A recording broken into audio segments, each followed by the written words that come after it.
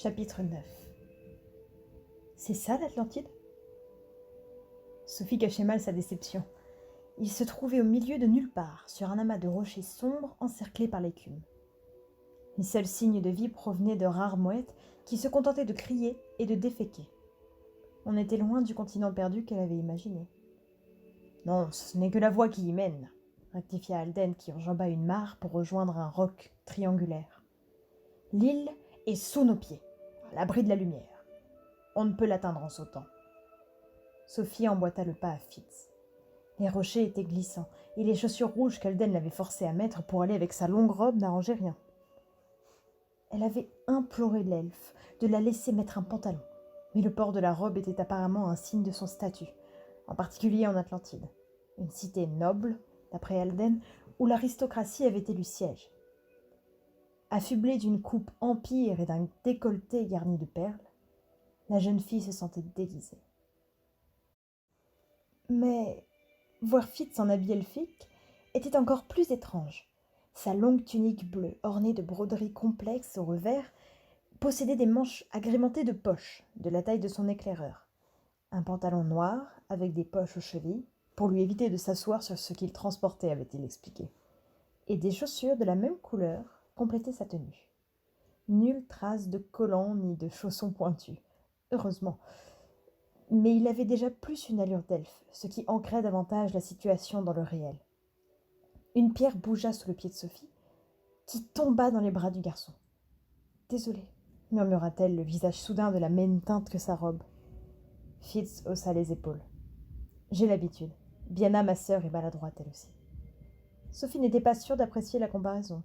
« Donc, l'Atlantide a vraiment sombré ?» demanda-t-elle pour changer de sujet. Elle le suivait vers une saillie qui surplombait la mer. « Les anciens ont organisé la catastrophe, » répondit Alden. Il ouvrit un compartiment secret dans le flanc de l'étrange rocher. À l'intérieur, des centaines de minuscules fioles de verre.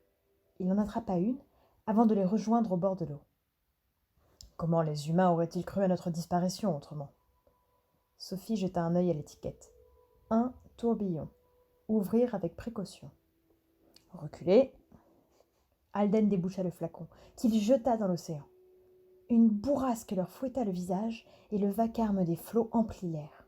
« Les dames d'abord !» cria Alden en désignant l'écume. « Pardon, mais quoi ?»« Peut-être ferais-tu mieux de montrer l'exemple, papa ?» suggéra Fitz.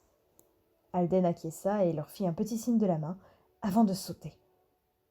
Sophie poussa un hurlement. Fitz éclata de rire. « À ton tour ?» Il l'attira vers le rivage. « Tu plaisantes, j'espère ?» implora-t-elle en essayant sans succès de se dégager de sa prise. « C'est impressionnant, mais pas du tout dangereux, » lui assura-t-il. Elle déglutit et contempla le maelstrom tourbillonnant à ses pieds. Les embruns salés lui glacèrent le visage. « Tu crois vraiment que je vais sauter ? Je peux te pousser si tu préfères. Ne t'avise même pas d'essayer. Très bien, alors saute. Je compte jusqu'à 5. Il fit un pas vers elle. 1. Ok, j'y vais. Sophie tenait à garder un semblant de dignité. Elle prit une profonde inspiration, ferma les yeux et s'élança. Elle cria tout le temps que dura sa chute.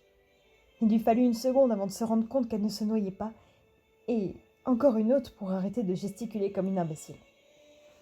Elle ouvrit les yeux et sursauta. Le tourbillon formait un tunnel d'air qui plongeait et slalomait à travers les eaux sombres, tel le plus extravagant des toboggans. Elle commençait tout juste à apprécier le manège lorsqu'elle émergea du vortex pour atterrir sur une énorme éponge. Elle eut la sensation d'être léchée de la tête aux pieds par une meute de chatons, la laine en moins, avant de rebondir et de finir debout sur un coussin géant. Elle lissait sa robe quand ses mains se figèrent. « Je ne suis pas mouillée ?» L'éponge absorbe l'eau à l'atterrissage. « Attention !» Alden l'écarta juste à temps. Fitz déboula comme une fusée, à l'endroit même où elle se tenait un instant auparavant. Elle sauta de l'éponge pour gagner la terre moelleuse. On aurait dit du sable, humide et compact. « Voici enfin l'Atlantide !» annonça Alden avec un large geste vers la métropole qui scintillait devant eux. Sophie dut écarquiller les yeux pour en prendre l'ampleur. La cité était enveloppée d'un dôme rempli d'air qui s'estompait au loin dans l'océan. Des tours de cristal vrillaient s'étiraient vers le ciel. La ville argentée était baignée d'une lueur bleutée qui irradiait depuis leurs flèches pointues. Les bâtiments s'alignaient pour former un réseau complexe de canaux connectés entre eux par des ponts incurvés. Les photos qu'elle avait vues de Venise s'imposèrent à son esprit. Mais ici, tout semblait lisse, moderne, impeccable. On avait beau être au fond de l'océan, l'air était frais et vivifiant. Seul un murmure étouffé, pareil au son que l'on entend lorsque l'on porte une conque à son oreille, trahissait les profondeurs marines.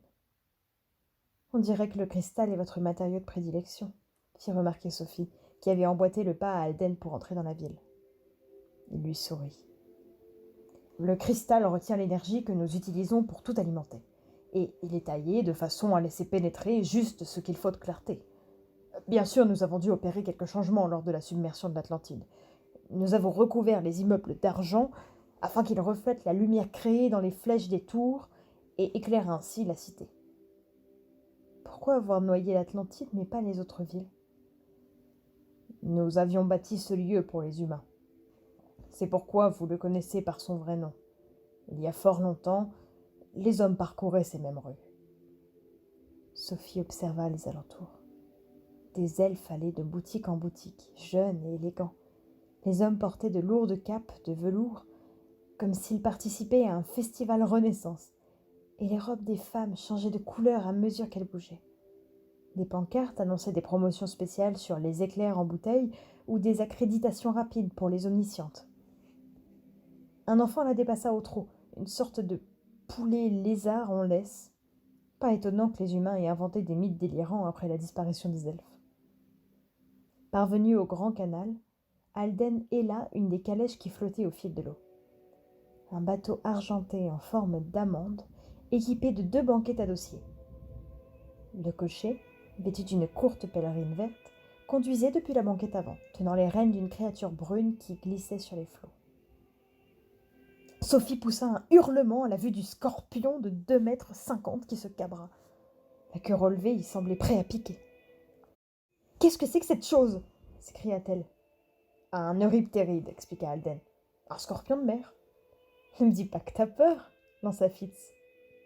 Elle recula un peu plus.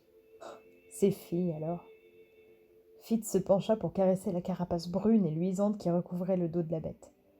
Sophie s'attendait à ce que les pinces la découpent en deux, mais la créature, immobile, émit un sifflement sourd comme si elle appréciait les caresses. « Tu vois ? Inoffensif. » Fitz grimpa dans la calèche. Alden le suivit et ouvrit la portière pour la jeune fille. « Queenie nous attend, Sophie. Il est temps de découvrir ce qui se cache dans la forteresse de ton esprit. »